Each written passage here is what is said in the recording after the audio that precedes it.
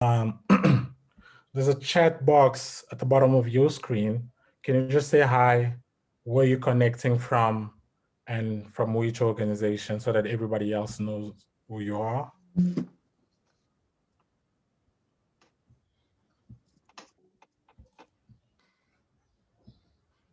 Cool. Um, I think I'm gonna start it. Or should I give it 30 more seconds? Give it 30 more seconds, I guess.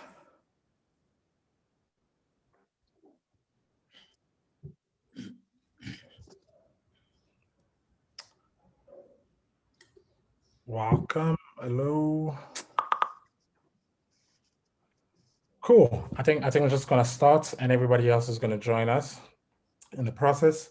So welcome guys, welcome to the last session of the AV climate workshops.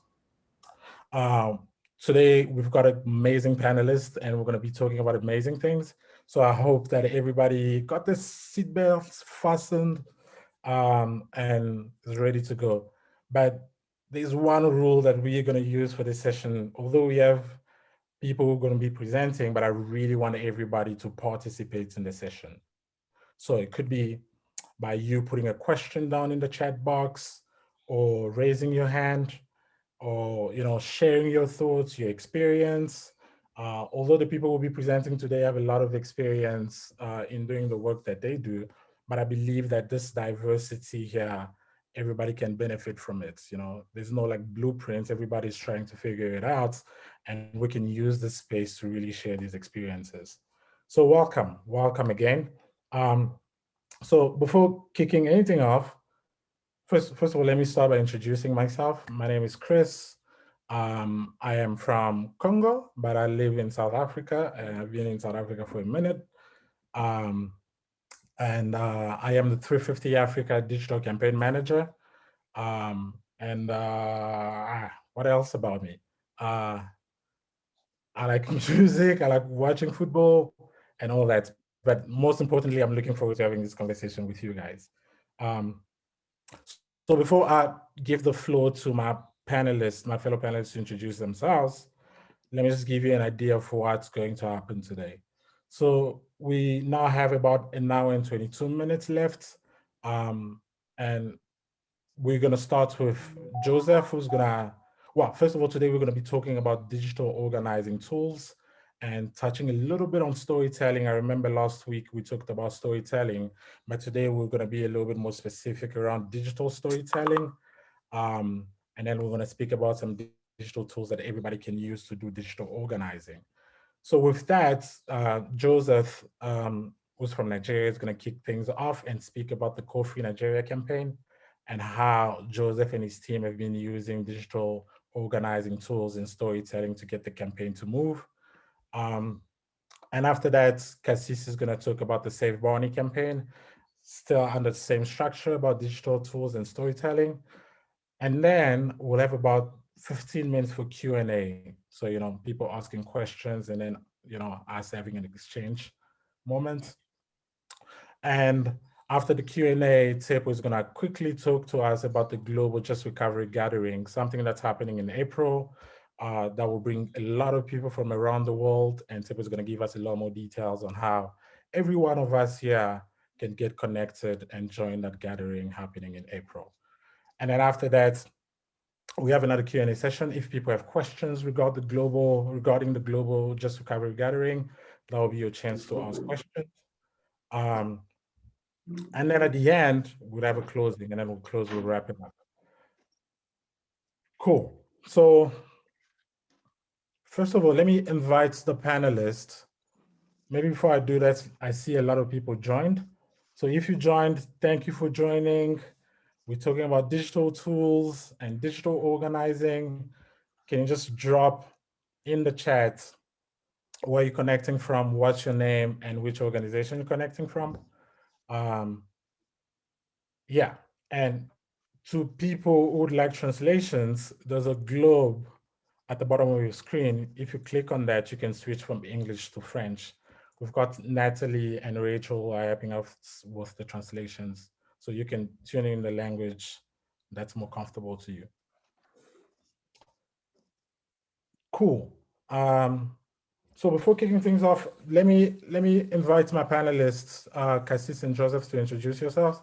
So just like for 30 seconds, what's your name, where you're from, anything else you'd like to share with the participant, everybody connecting for this session. So yeah, Cassis, let me pass it over to you.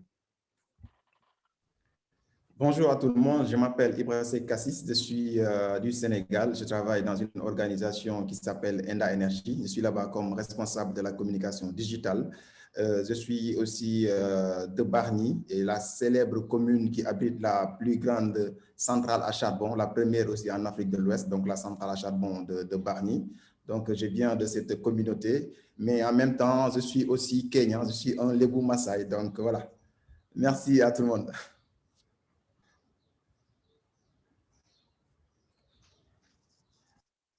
Thank you, Cassis. Yeah, I'm sure the Kenyan community would accept you. Cool. Thank you, Rukia. So I'm going to go slowly just to make sure that, you know, the translation is also happening properly. Joseph, can I pass it over to you? Yeah. Hi, everyone. My name is Joseph Ibrahim from Nigeria. I am a digital organizer for the Coal-Free Nigeria campaign. I'm also a climate activist, and I'm passionate about climate change and how it affects us in our communities. So it's nice to be here. Happy to see you all on the call. Thank you, Cassis. Thank you, Joseph. Really good to have you guys here with us. Yeah, we have new people joining, so I'll just remind everybody of the rules again. If you're joining, please write your name and your location in the chat box so we know where you're connecting from. And we have a little chat box at the bottom of your screen as well for you to ask questions, to write anything you'd like to share with the group. And another rule that I think is very important for us to just make sure is like, we ask that everybody keep themselves on mute. If you're not talking, just make sure you keep yourself on mute so that you do not disrupt the presentations. And finally, this session is being recorded. So if you have any issue with that, just make sure you flag it to us. But this session will be recorded so that we can, you know, share it with other people who are not able to connect today. And for us as well to be able to watch this again. Cool. Oh, I forgot one panelist that I forgot to give them the chance to introduce themselves. So Tepo, can I pass it over to you for a quick introduction before we get started? Yeah, thanks, Kip. Hi guys, hi everyone. My name is Tepo. I'm from P50, obviously.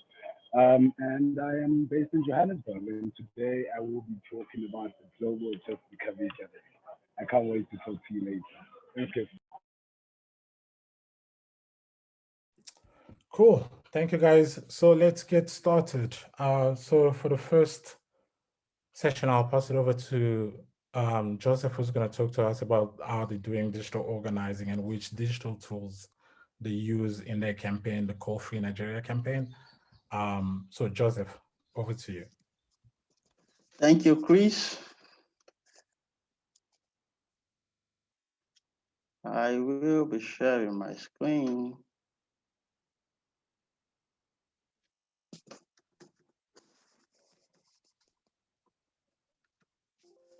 Okay, good day, everyone. My name is Joseph from Nigeria, and I will be talking to you about the Coal-Free Nigeria campaign. What is the Coal-Free Nigeria campaign? The campaign is a campaign against injustice to host communities who are being exploited by huge companies, mining companies that are taking them for granted. And so we will be talking about some of the things that we have done so far in the campaign and how we are working and where we hope to be in the next few years. So follow me on this ride. So yes, what are the campaign objectives? First and foremost, the Coal-Free Nigeria campaign seeks to create awareness on the negative negative health and environmental impact of coal mining. Nigeria is a big country, but presently we have coal being mined in 2 major states, Kogi and Benue State. So we hope to create awareness in this state and also mobilize these communities to build resistance to these coal mining activities in their communities. We also recognize that it's important to build the capacity of the coal mining affected communities and to demand for justice and on their own terms, that is to be able to tell their own story more effectively. And we also hope to lobby Parliament and the government at large to stop the issuance of coal mining licenses in Nigeria. So that is our campaign objective, and we are working towards achieving them one after the other. And so as a campaign, what is our strategy? The strategy of the Coal-Free Nigeria campaign is simply about telling the story of the coal industry in Nigeria in the most compelling way and eventually get the government of Nigeria to stop the issuance of coal mining license. What does this mean? For a very long time, Nigeria has not explored coal as a source for energy generation. Because we have abundant natural resources. Many of our power plants are either hydro or gas powered. But recently, the government, although they have signed some agreement, are beginning to venture into coal. So we are like, okay, these few places where coal is being mined, the host communities have stories to tell, and these stories are not pleasant at all. So we as a campaign, we are trying to get this story in the right way and with all the facts, and then push it out to people so that people will understand what's happening and why they should join the campaign. So basically, that is our campaign strategy, to tell a lot of the stories from the frontline communities. And so the Coal-Free Nigeria campaign, what is the story? Now, we are focusing on storytelling, and someone defines storytelling as the process of using facts and narrative to communicate something to your audience. And when we were to start this campaign, what we observed is that, sorry, we didn't have enough information on the status of coal mining in the country. And so just as it is, there are fiction stories, there are fictions, and there are realities. And no campaign should run on fiction because you will not get people to take action if your campaign is on fiction. So your campaign should be on facts and things that are happening, and these facts should be able, people should be able to verify them. And when we realized that through the help of 350, we got some support and we did research on what the status of coal is in Nigeria, and we're able to get some details of the companies that are mining coal, whether they were legal or they were illegal, and we're able to get all those facts. And it is with those facts that we engage the frontline communities, and we engage them through stakeholders meetings and visiting some of these communities. You continue to hear the stories. Every time you go there, there's always a new story to tell. They'll tell you, okay, maybe last week the company came and promised us some good roads, and then when you go back, you hear that, okay, while they were constructing the road, they had to clear parts of the land, and then where did they drop some of these things that they didn't need? They dropped it in water bodies or or they had to demolish some people's houses, and then there was no compensation. So you keep hearing stories here and there, and that is why it is important and to engage the communities as often as possible. So we listen a lot. We listen. So you listen to the communities, listen to people who are affected to get the stories that you need to put out. So why would we say we have why storytelling for our campaign? Well, it is important because we realize, personally, I live in the capital city of Nigeria. In the capital city of Nigeria, coal is not being mined there. Coal is mined in the rural communities, and these people do not have a voice. And so we need to amplify their voices, and we also need to do this in a way that will get many more people to understand what's happening to them. And so storytelling has a way of generating empathy for a particular cause, and that is why we have taken this road that we need to tailor this campaign in a way that tells the story of the people who are being affected. And how do we do that? Well, we produce quality visual and audio visual content that captures their stories. And this is very important because people tend to act faster when they see or hear things rather than when they read them. And so if we will just only publish on papers, on TVs, and just somebody, a newscaster just comes and then read out the story, people will not find empathy in that method. So we need to produce content that are visual and audiovisual. People tend to relate more to this kind of content and engage them more. And so as a campaign, we are focused on producing quality visuals and content.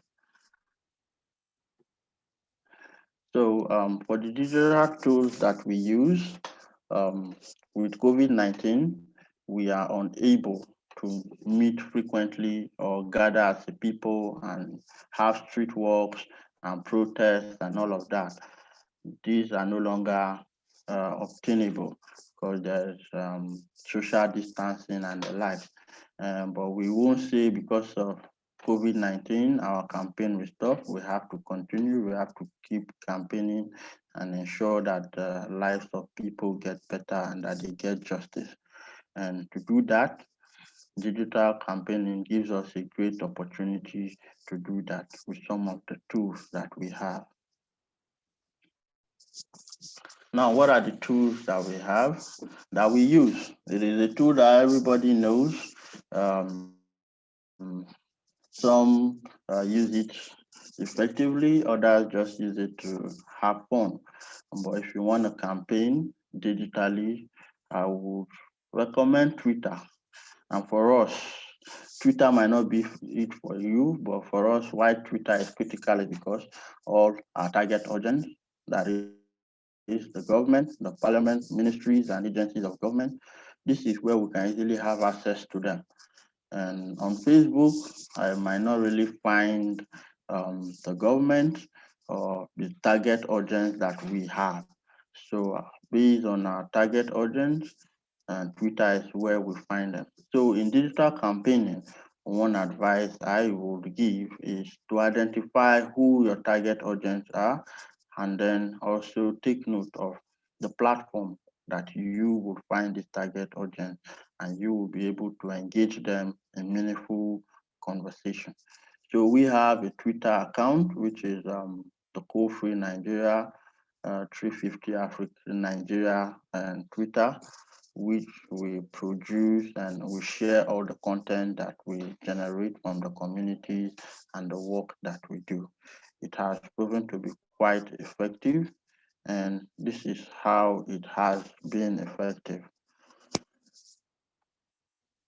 Yes, and it is effective in a way because the Code Free Nigeria is a hashtag on its own. And for some of us that are social media users, we already know how powerful the hashtag is. But for others, I will say that the hashtag is one of the most powerful tools for any campaign. And this is because it narrows your conversation. So if anybody is looking for what the Code Free Nigeria campaign is all about, just by searching this, he or she will find all content related to Code Free Nigeria, be it the petition, what people are saying, everything about the Code Free Nigeria campaign will come just by searching for the Code Free Nigeria. And that is why using or making the Code Free Nigeria campaign a hashtag was really important. And so I would advise that whatever kind of campaign that we are doing, let's have a hashtag, not necessarily the campaign itself, but have a particular hashtag, and I would streamline all the conversation about that campaign. And that's what we do. Okay, so also, how do we use Twitter? We use Twitter gives us a platform to tag our target audience. So for instance, if you look at this tweet, our primary targets are the Nigerian government, and then we have the Ministry of Mines and Steel and the Federal Ministry of Environment. They are all on Twitter, and Twitter gives us this platform to be able to tag them. And so we tagged our primary target for most of our posts. They might respond, they might not respond, but you can be sure that one way or the other, they have seen what you have posted. And so this is a great tool for all of us to use. Yes, another tool that we use is the petition. Now, as a campaign, it is important that we have a call to action. If we are calling people or we are saying that people should join our campaign, in what sense, what responsibility would they have, what can they do? The petition gives us an opportunity to welcome everybody, to say, okay, this is what we are saying. Our ultimate goal is to stop the Nigerian government from issuing coal mining licenses. But as an individual, if you come across this campaign, what can you do?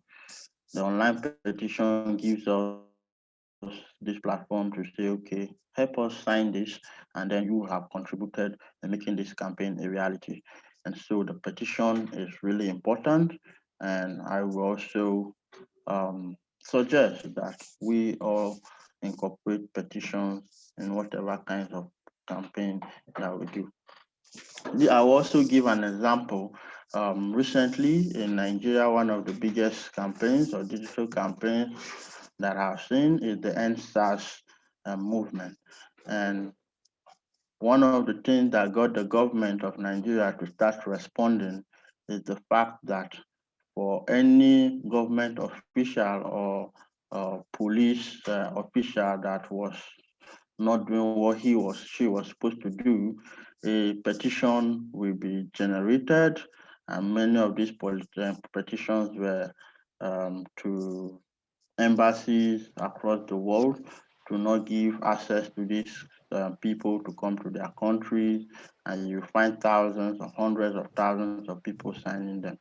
And then you submit it to these embassies, and they don't have a choice than to honor it. So a lot of our politicians are scared of petitions like this because it tarnishes their image, and then after politics, they cannot go and have a good time on vacation. So it is really important to have petitions. Another thing that we do, which is really important, is blogging. And the Africa Vocal platform gives us a great opportunity to write articles and write stories of this community and then publish them in an online platform where people can just click a link and then they read the story and follow up what is happening about the coal-free Nigeria campaign. So it's really important to write blogs, and so that people can follow up the successes and the progress that the campaign is making.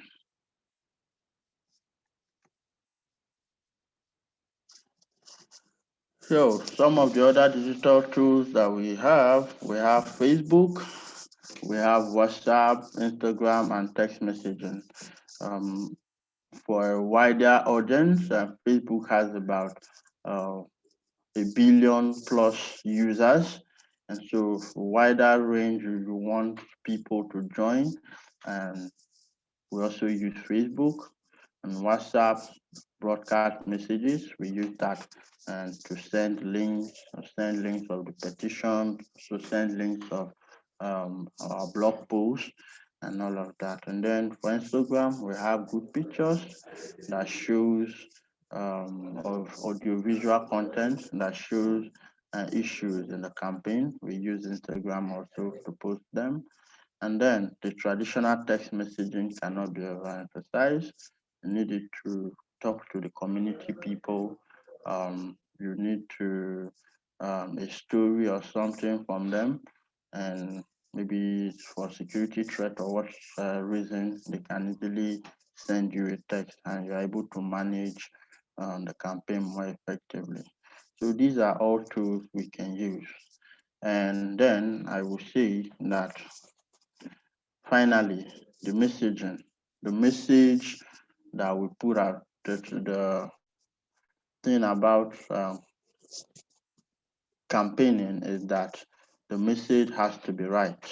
You have to send the right message, and with digital campaigning, use or listening to the community, the frontline community, you have a clear message to send to the wider audience. Thank you, everyone. Thank you so much, Joseph. Thank you for the beautiful presentation. And I've learned a lot from how you guys, do your campaigning for the Coal-Free Nigeria campaign. And I just want to go back to like a few points you mentioned, just to make sure that, people hear them again. Joseph said that one thing they do before working on any storytelling campaign is to always make sure that you tell the truth. You come from a very truthful perspective so that people will connect with you on that level. And another thing you said that was super important is you guys prefer quality visuals. You use a lot of visuals because you feel like it gets the message across very easy rather than using a lot of words.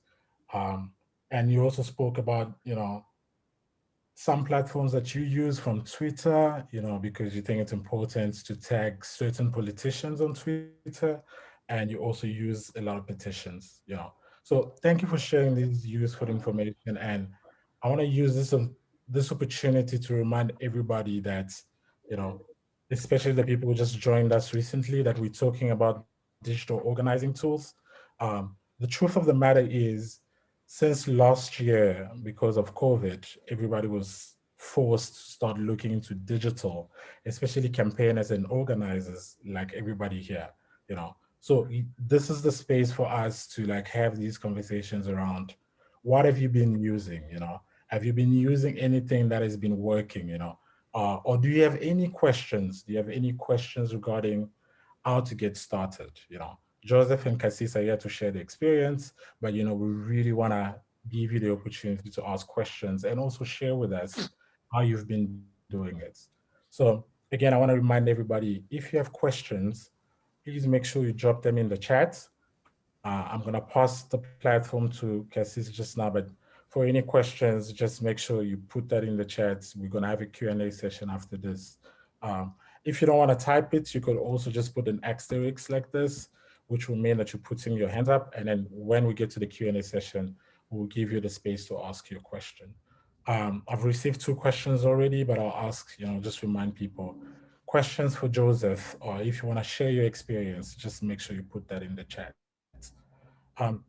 So without further ado, I want to pass it over to Cassis, who's going to talk a little bit about how they do things over there, and especially how they adapted due to the pandemic. And before I pass it off to Cassis, I know Cassis is going to be doing his presentation in French. So just to remind everybody that at the bottom of your screen, there should be a globe where it will allow you to change languages. So you can switch to English to hear the interpretation in English. Yeah, please keep the questions coming, and then we're going to give you the space to ask them. I will answer them. Cassis, over to you. Merci à tout le monde. Merci et bonjour à toutes ces personnes qui viennent de nous rejoindre. Donc, comme Joseph a partagé son expérience avec Nigeria, moi, plutôt, je ne vais pas présenter encore une fois la campagne Bargny Dino au charbon qui est déjà connue presque par tout le monde. Donc là, moi, je vais essayer de partager avec vous quelques astuces pour réussir sa campagne à l'heure du Web 2.0. Je ne sais pas si vous voyez ma présentation. Donc, je vais partager avec vous une petite présentation pour vous permettre de bien capter les choses. Donc, voilà.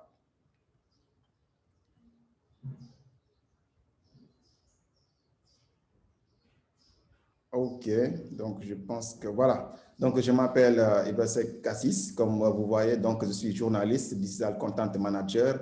Je suis web dérangeur, storyteller et membre de Save Bargny, donc la célèbre campagne Bargny dit non au charbon.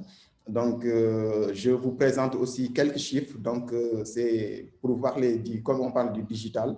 Donc, je vous donne quelques chiffres du digital dans le monde rapidement en 2021. Comme vous voyez sur cette slide, donc actuellement dans le monde, nous sommes 7 milliards 83 millions.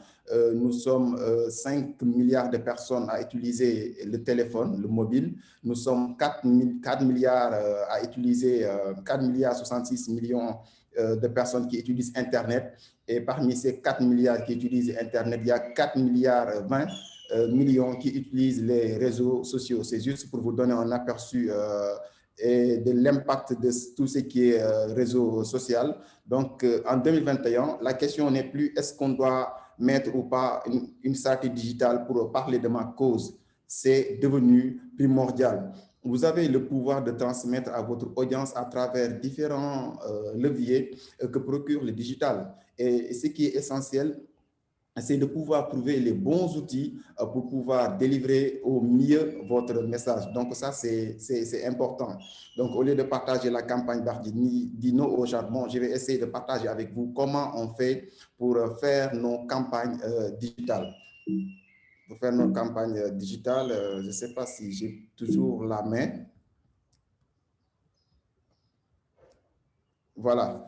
OK, maintenant, comment organiser une campagne digitale rapidement donc, et efficacement? Donc, c'est juste quelques points et ce sont les points à retenir. D'abord, il faut toujours, quand on veut organiser une campagne, on doit d'abord définir ses objectifs, savoir ce que l'on veut.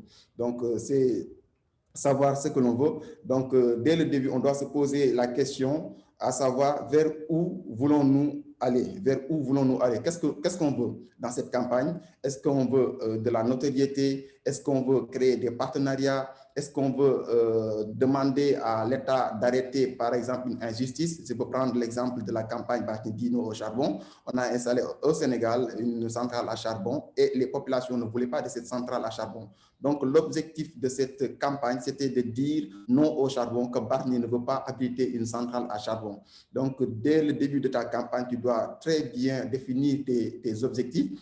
Après avoir défini tes objectifs, il faudra s'adapter aussi à ta cible. Et pourquoi il est important de s'adapter à sa cible? Parce qu'il faut déjà connaître c'est qui ta cible. Quand tu veux demander à ce qu'on arrête une centrale à charbon, il y a déjà les décideurs, c'est l'État qui a mis en place cette centrale à charbon. Il y a les partenaires financiers comme les banques qui ont financé cette centrale à charbon. Il y a aussi les populations qui doivent aussi comprendre que cette centrale à charbon n'est pas bonne pour leur santé. Donc, on doit connaître d'abord nos cibles et s'adapter. C'est-à-dire s'adapter à nos cibles, c'est-à-dire c'est essayer de voir où est-ce qu'on va trouver nos cibles. savoir c'est quoi les habitudes de nos cibles, quelle est leur langue, quelles sont les plateformes utilisées par nos cibles. Par exemple, on ne peut pas vouloir s'adresser à une communauté qui ne peut pas parler français et genre utiliser dans notre campagne de l'anglais, ou bien utiliser dans notre campagne une autre langue que les communautés qu'on cible ne parlent pas. Donc, c'est important de savoir c'est quoi leur langue, c'est quoi leur plateforme. Par exemple, quand on est dans un pays où la majeure partie, par exemple, si on a comme cible la majeure partie de la population qui est sur WhatsApp, si on veut faire une campagne et on choisit un autre réseau social comme Facebook ou bien LinkedIn, etc., on va carrément rater notre cible. Donc, c'est bien quand on définit nos objectifs, c'est bien de s'adapter à nos cibles, savoir où est-ce que se trouvent nos cibles. Est-ce qu'ils sont sur ces plateformes? Est-ce qu'ils sont connectés ou pas? Et ici, comme on parle de campagne digitale, on parle forcément des cibles qui sont connectées. Et parmi ces cibles connectées, donc chaque cible aussi a sa plateforme. On va essayer de voir. Nous sommes dans un pays où genre, la majeure partie est sur Facebook, ou bien la majeure partie est sur Twitter, ou bien la majeure partie est sur Instagram. Donc, c'est bien de s'adapter par rapport à vos cibles. Et après avoir une idée de vos cibles, il faudra maintenant définir ses actions et ses activités. Parce que quand on mène une campagne, on doit aussi présenter quelque chose. Et comme on connaît là où on trouve nos cibles, par exemple, si nos cibles sont sur Twitter ou bien sur WhatsApp, etc., on peut se dire, OK, on va faire des actions et des activités. Je peux donner des exemples des actions qu'on peut faire en ligne. On peut dire, OK, nos cibles n'ont pas compris c'est quoi l'impact d'une centrale à charbon. On va essayer de faire une série de vidéos, des vlogs, de petites vidéos de 2 à 3 minutes qui présentent, par exemple, les dangers d'une centrale à charbon. Pour essayer de motiver, par exemple, les jeunes, pour demander aux jeunes de participer, par exemple, à cette campagne, on peut se dire, OK, comme action, on peut organiser un jeu concours ou bien une compétition de photos sur tout ce qui est agression de l'environnement. Donc, c'est des façons, des activités qu'on utilise pour essayer d'impliquer le maximum de personnes. Donc, après avoir défini nos objectifs, s'adapter à notre cible, on doit définir nos activités et actions. Après avoir défini ses activités et actions, l'étape suivante, c'est de choisir son hashtag et ses outils. Donc, c'est très important quand on organise une campagne digitale d'avoir un hashtag. Comme Joseph l'a dit, par rapport au Nigeria, Call Free Nigeria, c'était leur hashtag. Nous, à Bargny, on avait comme hashtag Bargny Dino au charbon. Donc, quand on organise une campagne digitale, il faudra essayer de penser à un hashtag qui est très simple, qui est très captivant. Et après avoir choisi notre hashtag, on peut maintenant choisir nos outils. On se dit, OK, cette campagne, on va la mener sur Facebook, ou bien cette campagne, on va la mener sur Twitter, cette campagne, on va la mener sur WhatsApp ou bien sur Instagram. Mais tout dépend de nos cibles. On va voir où est-ce que se trouvent nos cibles. Si nos cibles sont sur 2 ou 3 plateformes, on peut essayer d'utiliser ces 3 plateformes.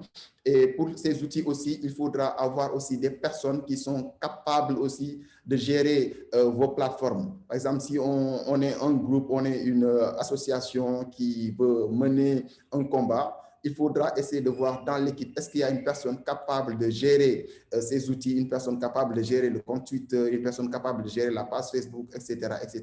Ça aussi, c'est très important. Si vous ne trouvez pas ce genre de personnes dans le groupe, vous pouvez aussi faire appel à d'autres personnes qui sont peut-être dans la localité et qui peuvent vous aider, même s'ils ne sont pas intéressés par les questions que vous défendez. Et après avoir choisi votre hashtag et vos outils, il faudra essayer de collaborer avec des influenceurs. Souvent, moi, quand on organise des campagnes, on collabore souvent avec des influenceurs, des personnes qui sont capables d'amplifier nos messages. On peut faire des messages genre prêt-à-porter, organiser des tweetstorms, etc., etc. On rédige un nombre de messages qu'on peut partager avec d'autres personnes qui vont aussi appuyer cette campagne. Donc, c'est bien de trouver des influenceurs. Et des influenceurs, ce n'est pas forcément des personnes qui ont beaucoup de followers, mais il faudra trouver des influenceurs qui sont souvent dans la même thématique. Si on veut faire des combats, on veut mener des combats sur l'environnement, ce serait bien de voir sur Twitter les tweetos qui parlent souvent des questions environnementales, essayer de les identifier, créer un groupe WhatsApp, discuter avec eux, donner les points de la campagne. Et après avoir identifié vos collaborateurs et influenceurs, il faudra avoir une stratégie de diffusion et de veille. Une stratégie de diffusion, ça peut être, il y a des outils comme les calendriers éditoriaux. Vous pouvez vous dire, OK, notre campagne va durer 2 semaines ou bien notre campagne va durer 6 mois. Et sur les 6 mois, vous allez vous dire, OK, on doit produire du contenu chaque semaine. Chaque semaine, on doit poster sur tel réseau social, on doit poster tel message. Sur Twitter, on doit poster tel message. Sur Instagram, on doit poster tel message. Est-ce qu'on doit utiliser une vidéo sur Facebook? Est-ce qu'on doit poster une vidéo sur Instagram, etc.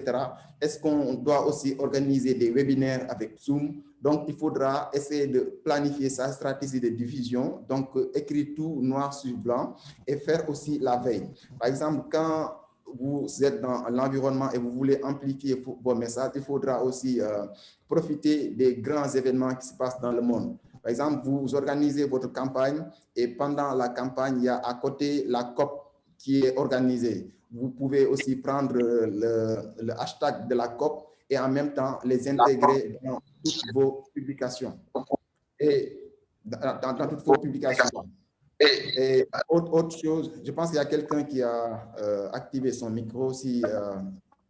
Je pense que c'est Jonathan Monou, qu'il peut désactiver son micro.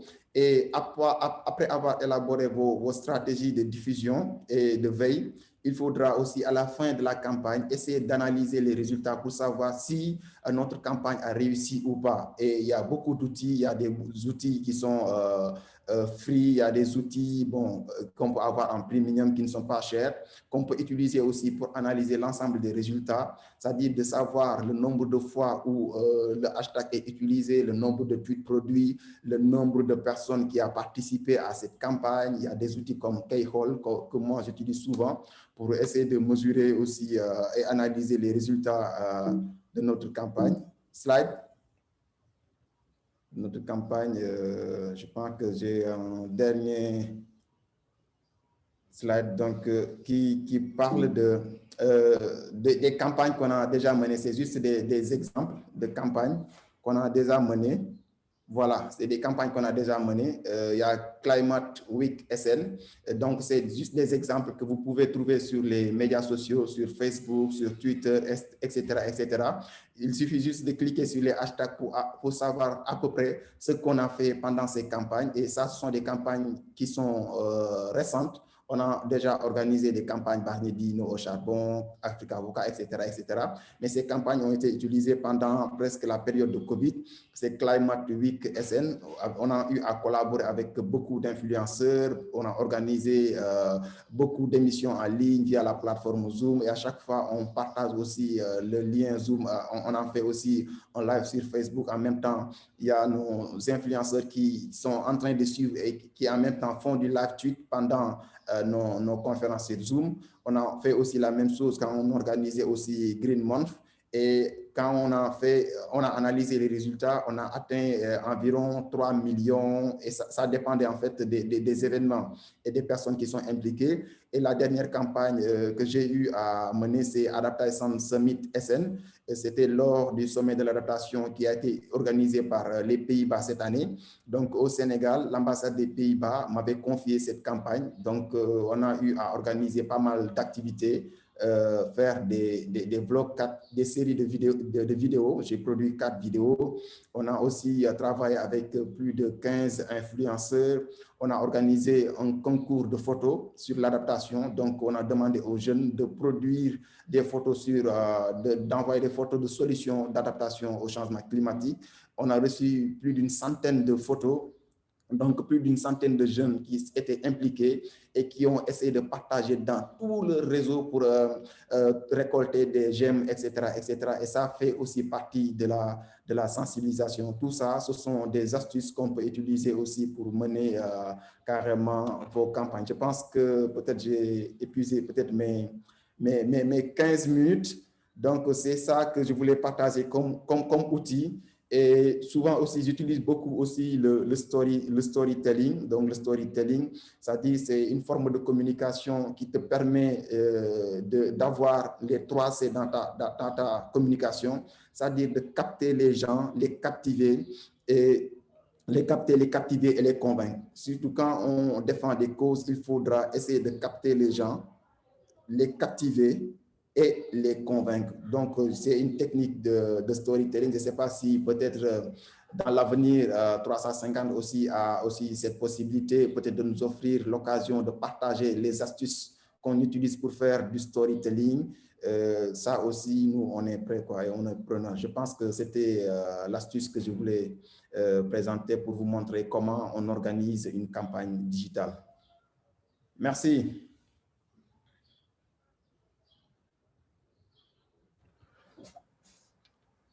Great. Thank you so much, Cassis, for sharing these useful insights on how you guys do digital organizing and how you use social media platforms in order to get your campaign to move along. I see a lot of people joined us. If you just joined us recently, we're talking about digital organizing tools. We realized that since last year, because of COVID, whether we like it or not, we are forced to start doing digital organizing, or at least consider doing digital organizing as an addition to what we're already doing to get our message to get across. So yeah, we are not the experts, but we have a lot of experiences. So if you have any experience, you would like to share anything on how you or your organization has been doing digital organizing since last year, please make sure you drop that in the chat. Or if you have a question, we've been chatting to Cassis and Joseph, who have shared a lot. If you have a question for them, you can also drop them in the chat. We got 2 questions. So thank you to people who have shared the questions with us. I'll just read them and then we'll see which one between Cassis, Joseph, and myself will answer this question. So the first question is, how to digital organize if you do not have a website? So I'm guessing people are asking what's the importance of doing that if you don't have a website, or what are the tools, or what would you advise? What would you advise to someone who does not have a website to do digital organizing? Cassis, can I give you this question? Oui, quand on n'a pas de site web, le site web, c'est important. Donc, c'est important pour regrouper l'ensemble de nos contenus. Ça donne beaucoup plus de confiance, surtout aux partenaires.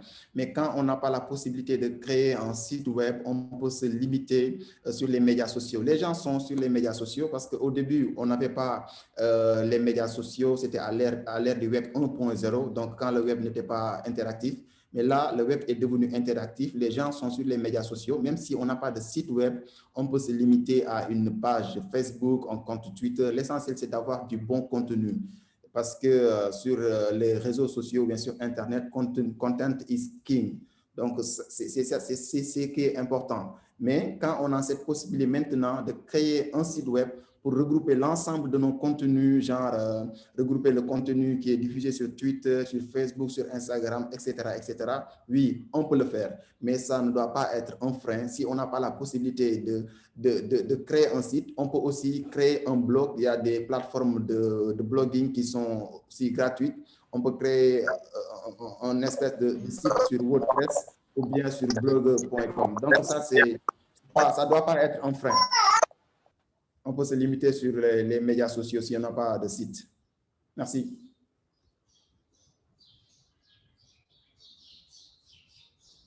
Thank you, Cassis. Joseph, would you like to add anything?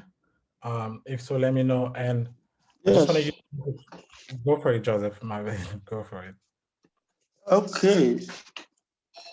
Sorry, 1 minute. I will say that I'm assuming the person is maybe in a situation where you do not have internet access. There are text messaging, the traditional text messaging we use on our phone, that can also be useful.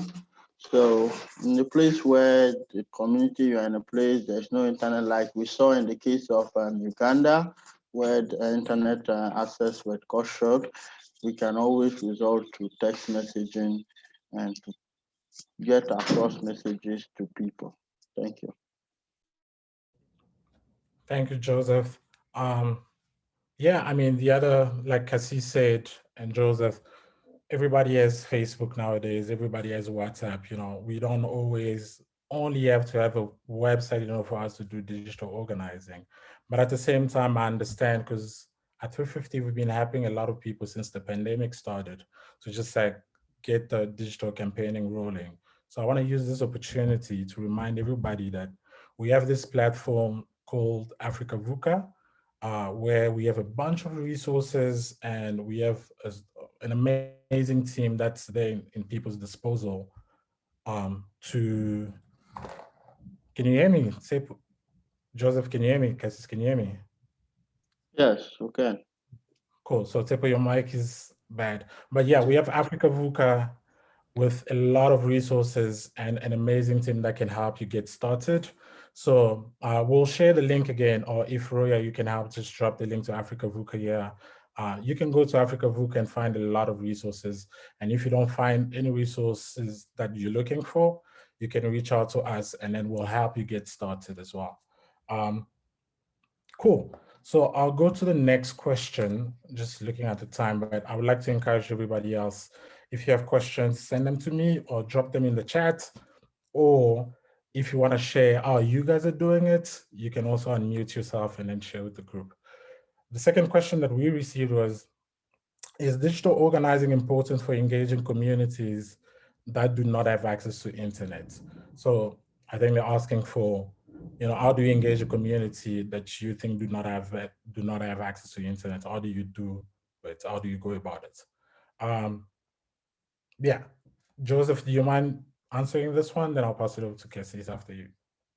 Yes. So I think I went ahead to answer the question earlier.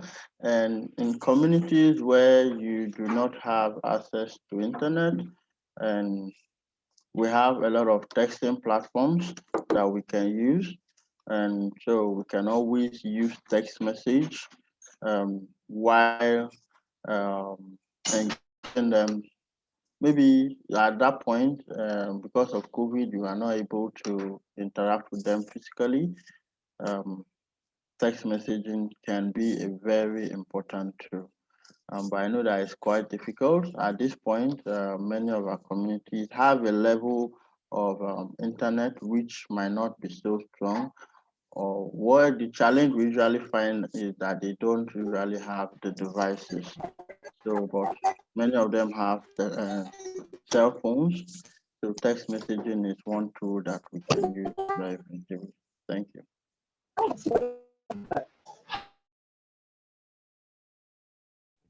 Thank you, Joseph. Thank you so much. And Cassie, would you like to add to that? Yeah, ok. Ouais, pas de souci. Donc, pour rejoindre les communautés qui ne sont pas sur Internet, déjà ici, on parle de campagne digitale, on parle des gens qui sont connectés, des gens qui sont sur Internet, mais quand même, il y a d'autres alternatives qu'on utilise pour des gens qui n'ont pas Internet. Par exemple, ici au Sénégal, à Bargny, nous, quand on faisait notre campagne, il y a un côté digital, mais il y a aussi un côté qui n'est pas connecté, mais on parvient aussi à rejoindre les communautés. Par exemple, ici, on a fait pour convaincre les communautés sur les dangers de la centrale à charbon. On a organisé ce qu'on appelle des nuits debout. On a fait le tour des quartiers. Chaque soir, on descend dans un quartier. On vient avec nos vidéoprojecteurs, avec nos vidéos et nos images pour expliquer aux populations c'est quoi les dangers, etc. Il y a aussi les radios communautaires. Dans beaucoup de villages, etc., il y a toujours des radios communautaires qui peuvent servir aussi de relais pour essayer d'atteindre les populations. Mais il faut aussi qu'on se départisse de l'idée selon laquelle il y a des villages où il n'y a pas de connexion. Ça, c'était il y a 5 ans ou bien il y a 10 ans. Mais dans la plupart des maisons ou bien dans la plupart des villages, il y a au moins une personne qui a un téléphone connecté. Donc, il suffit juste que cette personne ait l'information et après, ça va partir de bouche à oreille. Donc voilà, il faut qu'on se départage de cette idée que voilà, les gens ne sont pas connectés. Les gens sont connectés. Moi, j'ai la chance de parcourir pas mal de villages au Sénégal, mais dans presque tous les villages, au minimum, il y a des groupes WhatsApp pour les villages.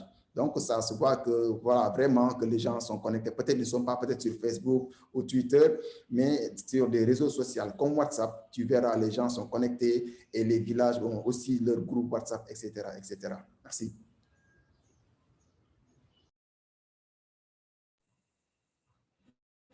Thank you so much. That was a beautiful response to the question. And yeah, I mean, to add to that is the way we need to look at digital organizing or social media organizing is it's not a standalone thing. It somehow has to be coupled with, what you're already doing. If it's offline organizing, it needs to make sense within your context. And just to make sure that we understand, it's like digital organizing that's not only depends on having a website or whatever. You can, Joseph and Cassie spoke about this around understanding your audience, and speaking the language that that would get through, that would get your messages through, And I agree with Cassie. So many people now, even in communities, we're seeing it today. People have access to WhatsApp. People have access to Facebook. So it's you understanding your community and using platforms and mediums that will help you get it across. So I think from the moment we start thinking about digital organizing beyond just something that people with means or people with cell phones or people of a certain class have or have access to, I think that's when we'll start answering these tough questions and coming up with strategies that would work. Great. I wish we had a lot more time to have this conversation, so I do not want to refrain you guys from asking more questions. The chat is empty. You can still ask questions. You can put your hand up to jump off mute, to make your contribution like this. Cassis and Joseph are not going anywhere. We'll share the emails with you guys afterward. We'll also share the email of 350 Africa if you do not already have it. So if you have more questions, you need help getting started, make sure you reach out to us. Hello. Oh, hi. Hello, do you want to ask a question?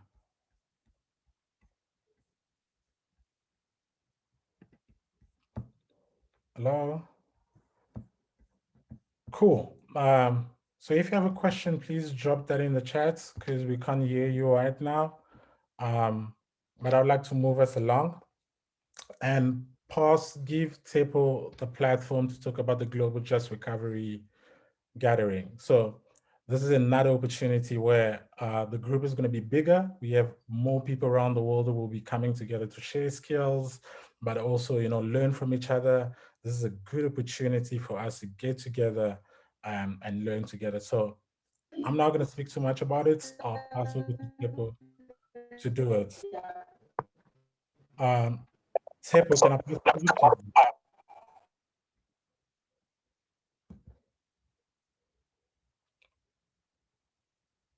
Tepo, can you hear me? Yeah, I can hear you, Kif. I'm just seeing this other. Never mind, actually, never mind. Hi, everyone. I'm Tepo, and I will be giving a presentation on the Just Recovery, on the Global Just Recovery Gathering. I'll be sharing my screen very quickly. There we go. I am based in Johannesburg. For those of you that did not know. Come on. Okay. Yes, I'm based in Johannesburg and I work for 350. So, the Global Just Recovery Gathering, right? So, as a lot of you may know, about 10 years ago, 350 had a big capacity building moment called the Global Power Shift. I know that a lot of people were able to attend that and they were also able to start their groups from that. So think of the Global Just Recovery Gathering as Global Power Shift 2.0, so scaling up of the movement to shape the society that we live in and the climate for decades to come. So the Global Just Recovery Gathering is going to be happening from the 9th to the 11th of April, 2021. So it's in almost like 5 weeks time. I hope you have registered. If you haven't registered, this is a good opportunity to do so because there's a lot happening. So what are the core goals of the Global Just Recovery Gathering? Okay, sorry, I'm having issues here moving this thing, so I'm gonna stop sharing my screen just a little bit. Because of the problem that I don't yeah, sorry, just give me a second.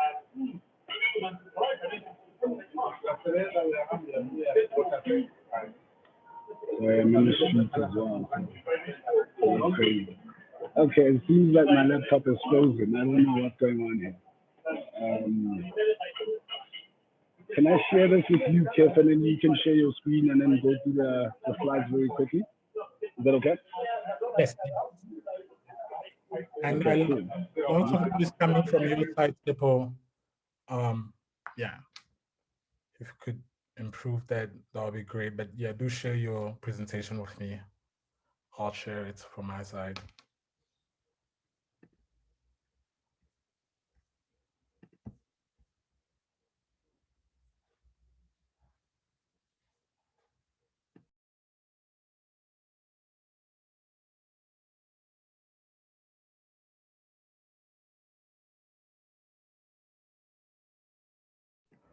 Okay, while we're waiting for Tepo, again, I want to encourage everybody to visit Africa VUCA. And the Global Just Recovery Gathering that Tepo is talking about is happening in April. I'd ask Roy if you could share the link to the Global Just Recovery here in the chat so that everybody can go visit it and read about it. It's a great opportunity for us, along with other activists around the world, to come together to talk about how we should be doing our work, moving forward. Cool, Tip, I can see your screen. You are on mute if you're talking. No, I'm not talking, and I stopped sharing the screen, so I don't know why you see my screen. This is weird. But I've just shared the presentation with you on Slack channel.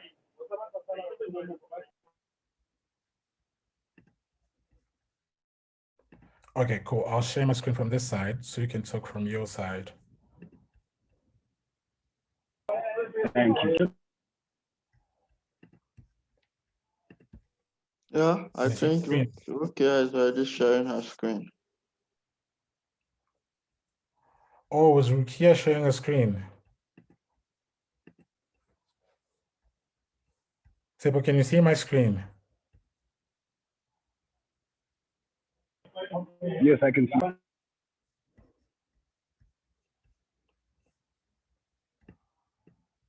Okay, go for it. You can continue.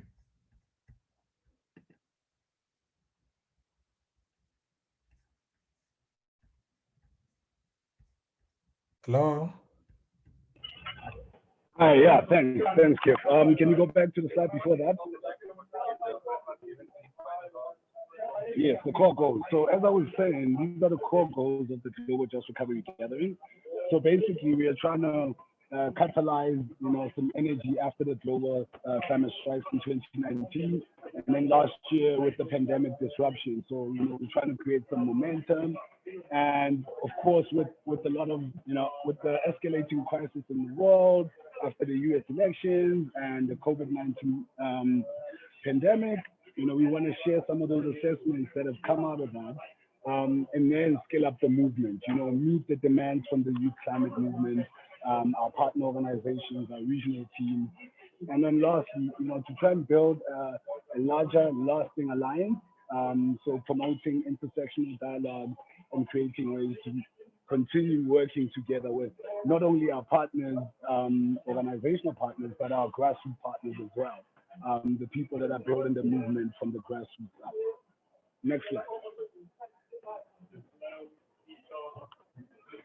So the aim of the Global Just Recovery Gathering at this point in time, so these are what we'd like to see happen as 350.org, that would have about 10,000 participants in the Global Just Recovery itself, have about 1 million viewers. And I know people will ask, what's the difference between the participants and the viewers? But participants are people that are actively participating in sessions, in whether training, and panels. Those are the participants. So having about 10,000 of those and then 1 million viewers, these come in terms of people that are just viewing the gathering as it happens. Because you have to understand that some of the workshops will be recorded because they will be done at a different time zone. So you might be in a different time zone and you want to check out this session, you can still see it because it will be recorded and you can be counted as one of the viewers instead of a participant. And then of course, we'd like to see about 150 plus activities. That's workshops, panels, small groups, cultural activities, arts, everything, So in a nutshell, that is what the Global Just Recovery Gathering is going to encompass. Next slide, Kip.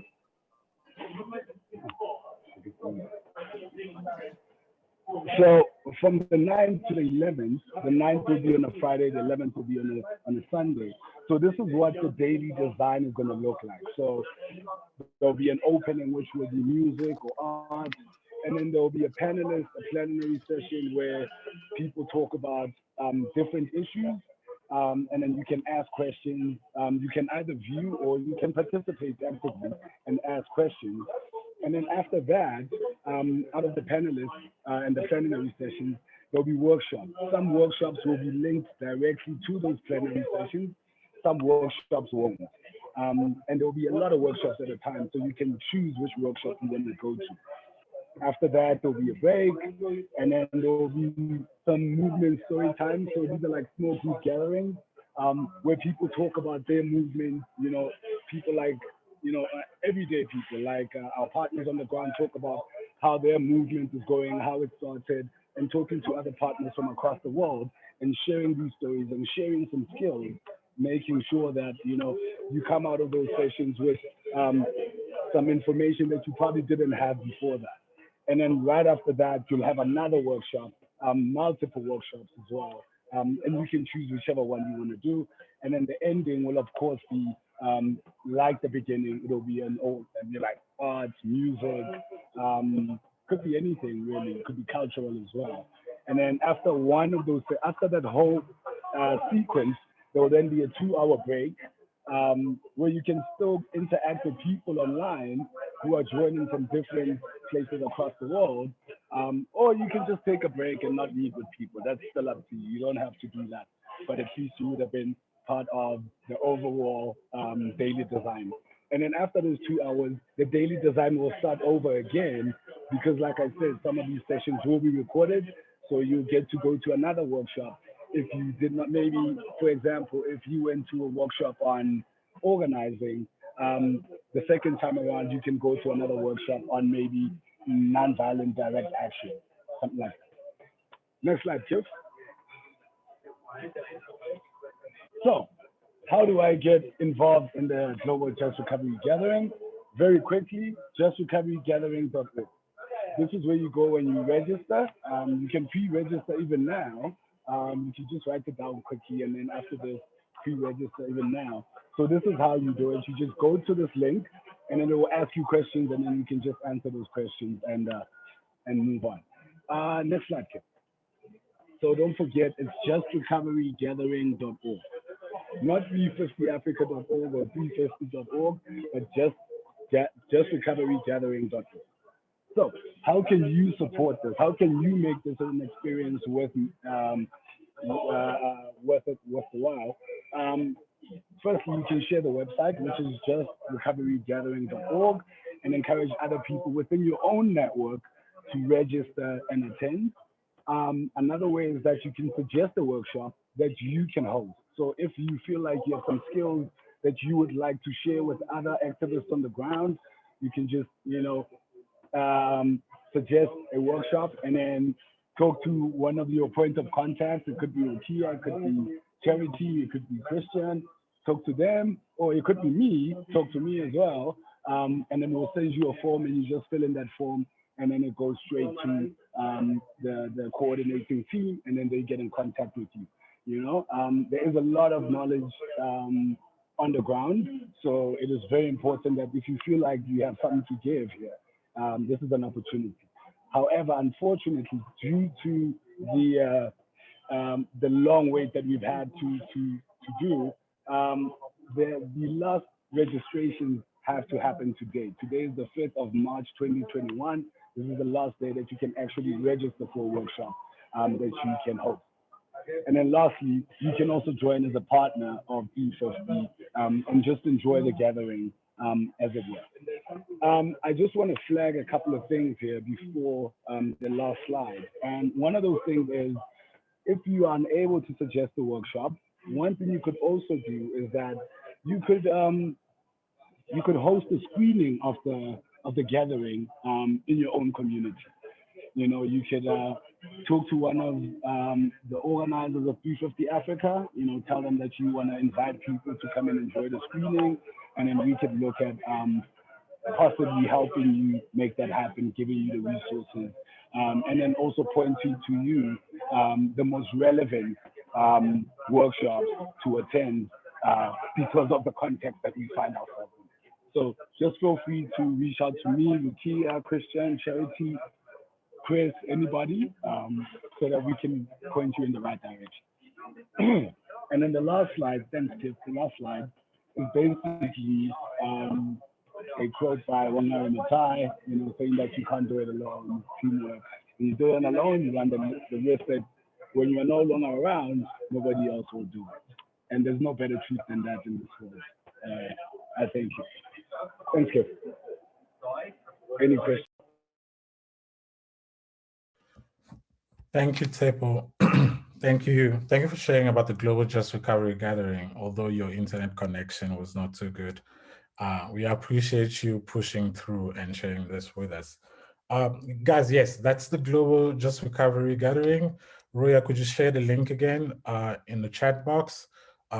I know the internet connection was not too good, so if you want to go through it again, just to see what it's about, feel free to visit that website. It has a lot of information. Everything you need to know will be in the website.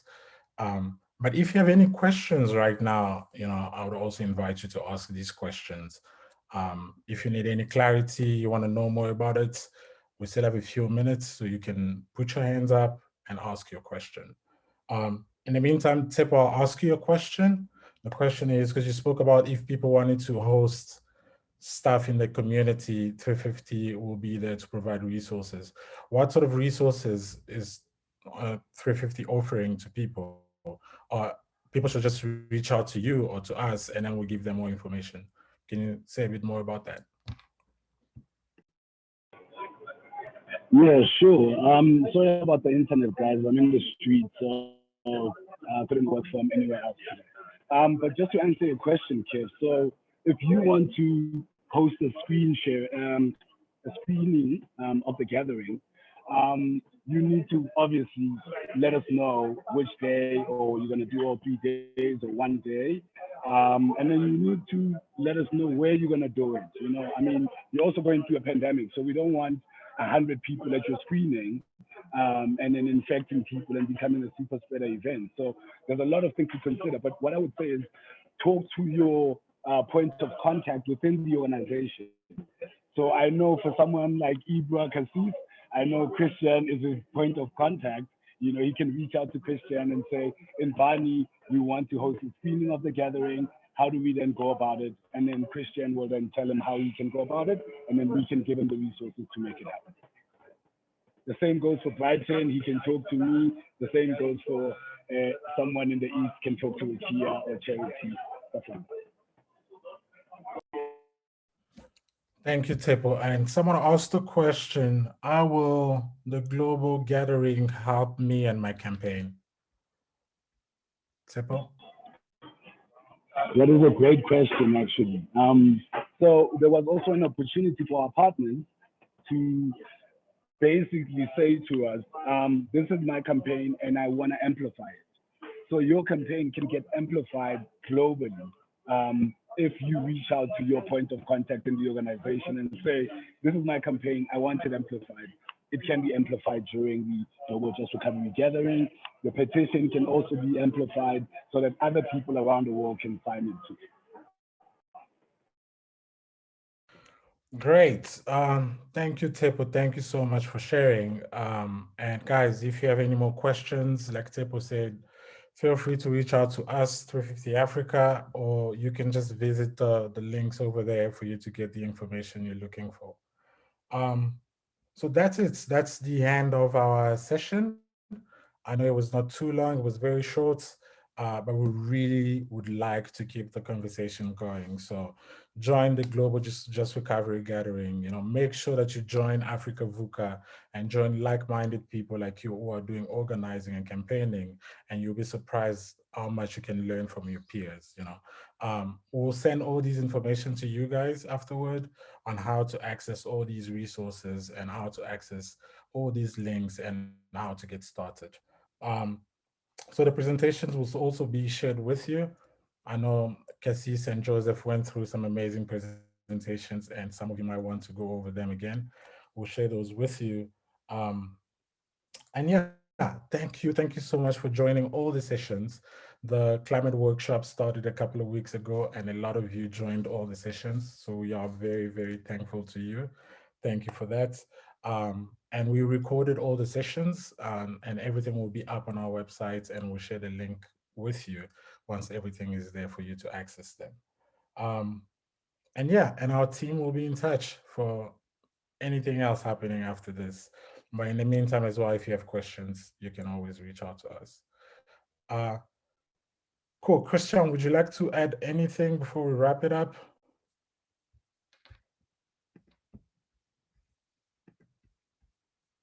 Christian?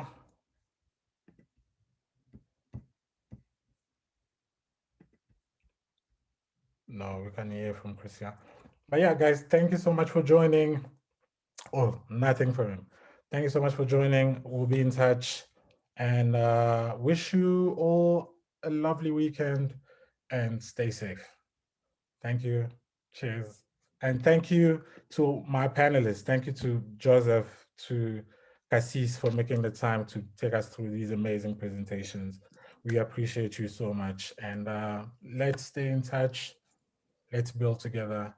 Thank you, guys. Thank you, everyone. Cheers. Thank you.